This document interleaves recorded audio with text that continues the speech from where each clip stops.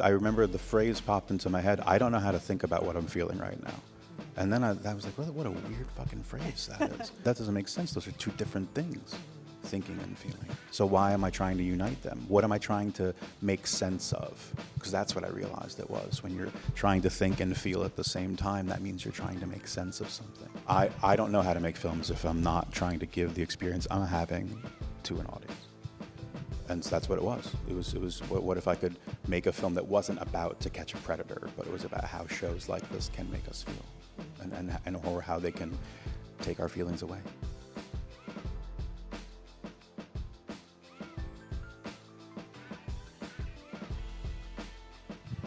I want to begin at the end, because I love the bookend with the split screens.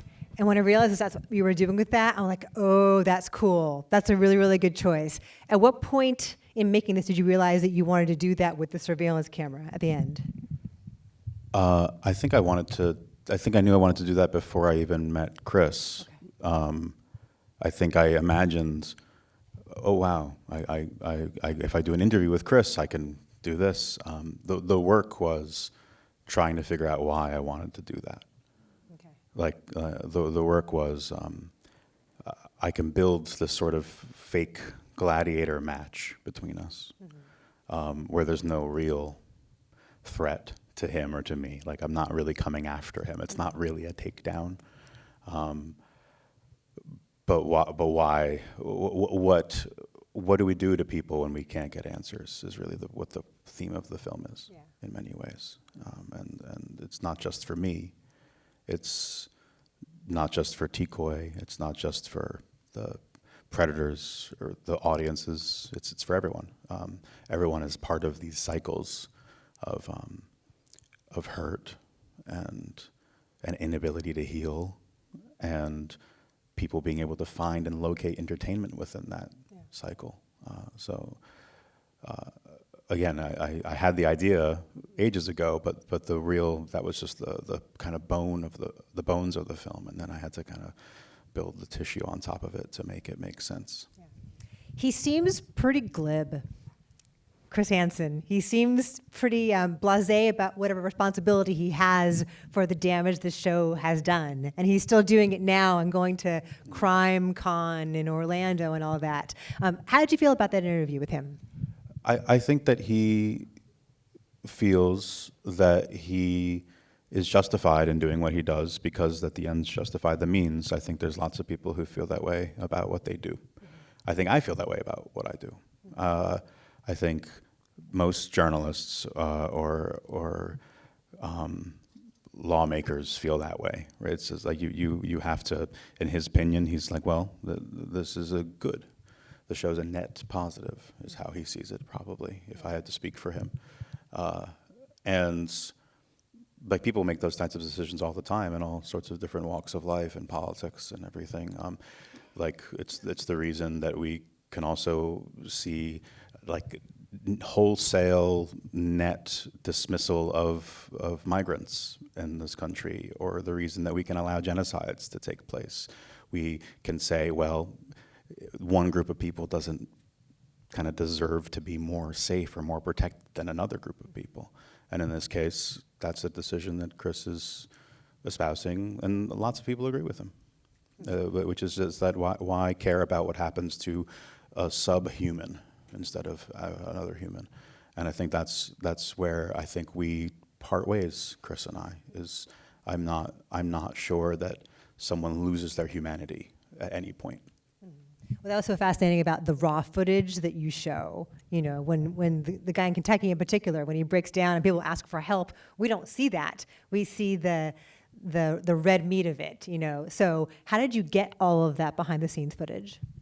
Yeah, so all the material that you see in the film was basically collected for the last 2 decades by these online fandom communities of the show that for years have been finding through depositions or defense packages or through FOIA requests, finding all this raw footage from the show and putting it on YouTube, putting it on message boards, sharing it with each other, making memes.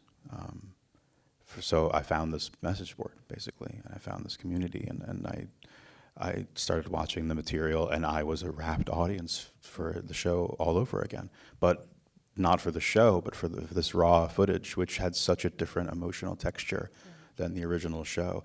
You know, you think about editing. Editing is usually the thing that gives emotion to something. Like if you watch a fiction film, the editing is what makes it emotional. But in the case of a reality show, it's what takes the emotion away. Watching the raw footage gives you this incredibly complicated sensation, which I talk about with Mark in the movie. And I wanted to make a film about that, really. But the footage all came from fans. You were mentioning to me earlier what a crazy edit it was. What made it crazy? I mean, everything. You had so much material. A lot of material, but that was the least of it, honestly. The hard part was realizing I had to be in it, for one. I didn't want to be, didn't plan to be. Okay. But it just kind of happens sometimes. You make a string out of your film. It's 4 hours long, 5 hours long, big assembly of the footage, and all these scenes were just in the middle, and I didn't know what to do with them. I just knew they had to be in the film. I called them nodes. Like nodal scenes. They felt like you know, like those like the Japanese Zen gardens with the sand and the rocks. It's like these are the rocks, and I can just rake around them, but I can't move them. They just have to be somewhere in the movie. And the work was to build the film around that. There's two moments. There was one of me kind of becoming a character in the film, and then the other was the scene where one of the producers in the film, who's here, by the way, over there, that's Jamie Gonsalves, LA native, who asked for the release form. And that was another scene where I think the film's texture changes, and you watch it differently, and you feel differently. And so I had to do this edit where I had to build to those moments and away from those moments and make them make sense in the context of the film and what I wanted to explore, and taking you on a journey where there's times you don't like me. There's times you don't like what the film's asking you to think or feel. There's times where you might not like yourself or your response to something, and to keep people going with. So it's a hard edit. And I had to work with a bunch of different editors at different times to make that work, with editors with different strengths than I, and different weaknesses than me too, and to try to tell that story. It was a real challenge. But I love that about it. Like, I love the fact that you're constantly having to reevaluate how you feel about this show, about this kind of reporting, about your own feelings about it. It's challenging. And I wonder, did you go through that journey yourself in making this movie? That's the whole thing, is that, like I was saying with the raw footage, watching that material was that. It was, I remember the phrase popped into my head, I don't know how to think about what I'm feeling right now. And then I was like, well, what a weird fucking phrase that is. Like, what a weird way to, that doesn't make sense. Those are two different things, thinking and feeling. And so why am I trying to unite them? What am I trying to make sense of? Because that's what I realized it was. When you're trying to think and feel at the same time, that means you're trying to make sense of something. And so I wanted to just, I don't know how to make films if I'm not trying to give the experience I'm having to an audience. And that's what it was. It was what if I could make a film that wasn't about To Catch a Predator, but it was about how shows like this can make us feel, and or how they can take our feelings away. Yeah. I do love the way, though, that you insert yourself in it, because it's so steady, the reveal. You know, we see your foot, we see you from the side, we see you partially blocked by the lens, and then we see you in full. What was it like for you to reveal yourself in that way? Was that cathartic? Was it scary? I didn't want to. Yeah. I'm not like a super public person, and I didn't make this film as setting out making it thinking it was going to be a personal film. In many ways, it's still not, in my opinion, but in many ways it is, obviously. I told my family what happened to me like a week before Sundance.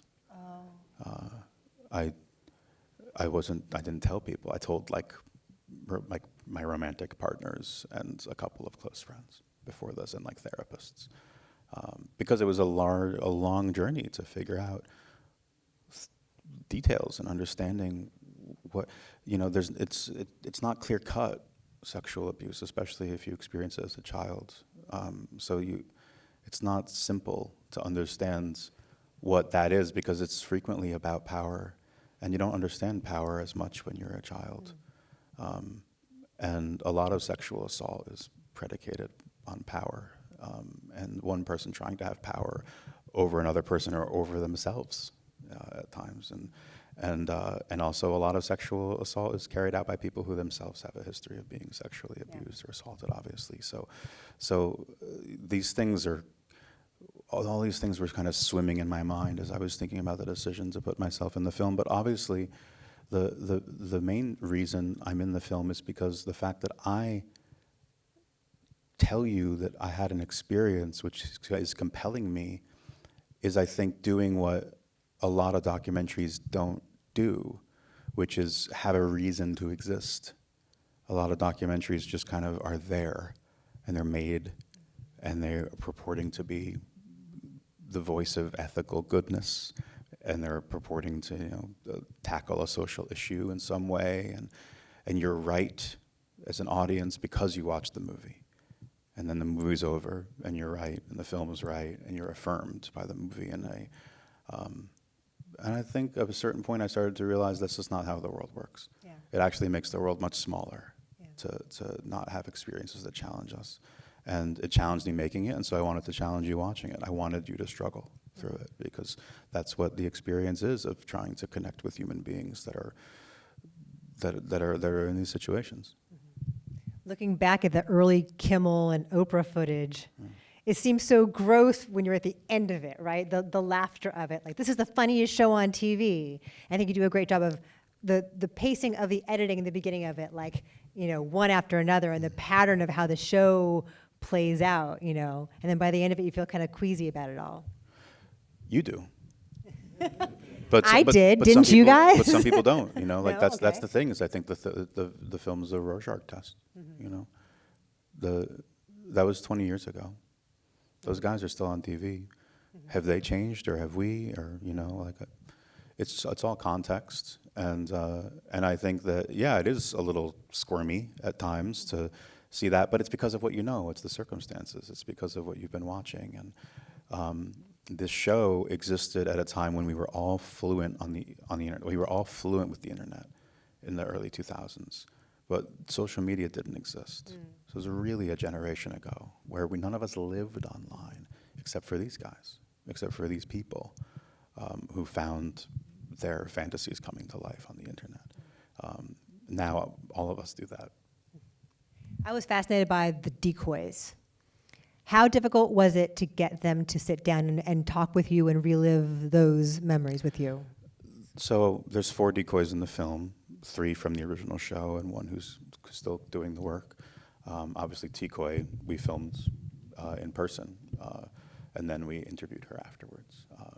We filmed her on the Sting with Skeet. And then the other 3 decoys, the 2 women agreed quickly, because I sought out people who talked about their experience. And then Dan obviously had a very different experience on the show than anybody else did.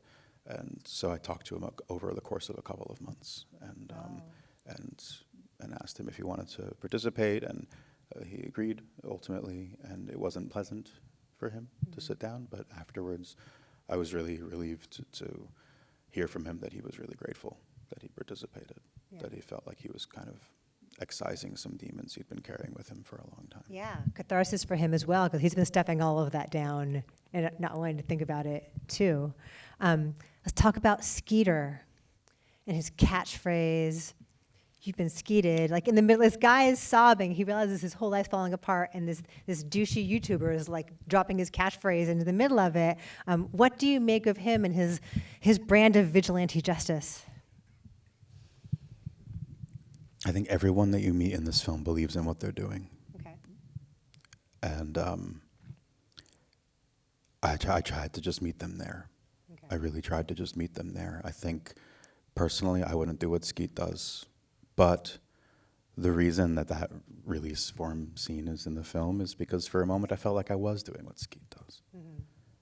And I had to find a way to distinguish myself, I felt, from what he was doing. But I did that by, showing something that also makes you feel icky, which is like asking, like the idea of taking someone's release form, and which is something that all documentary filmmakers do.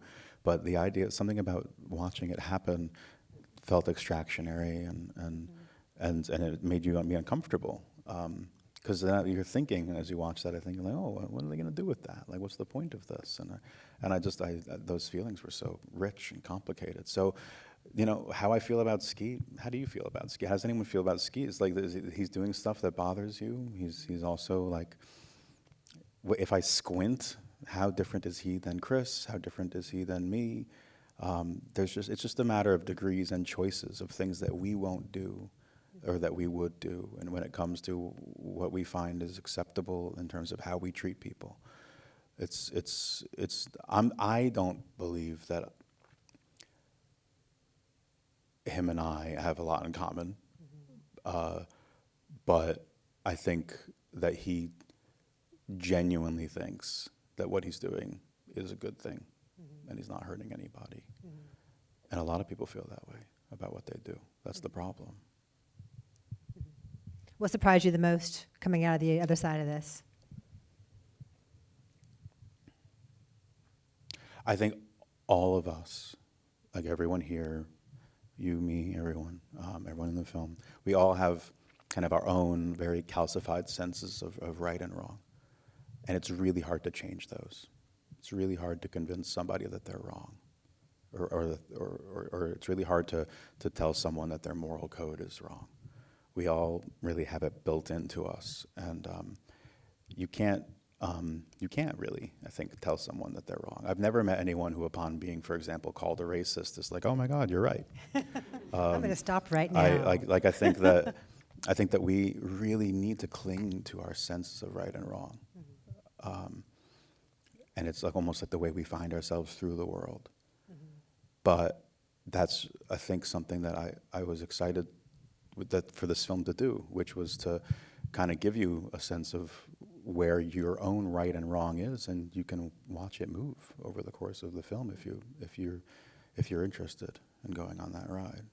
Have people approached you afterward and said, "You've totally changed my mind"? Yeah, and I've also had people yell at me, and I've had the whole experience. Yeah, but that's fine. I mean, I didn't make a fluffy movie. It's not like a fun romp. I'm asking you to do something. I'm asking you to sit in something. And a lot of people don't know that when they first sit down to watch it. But I like that. Life's short, and it's nice to have experiences that challenge us. Well, you have definitely done that. Thank you for making this film. Thank you for being here. Thanks, Film Independent. See ya. Thank you.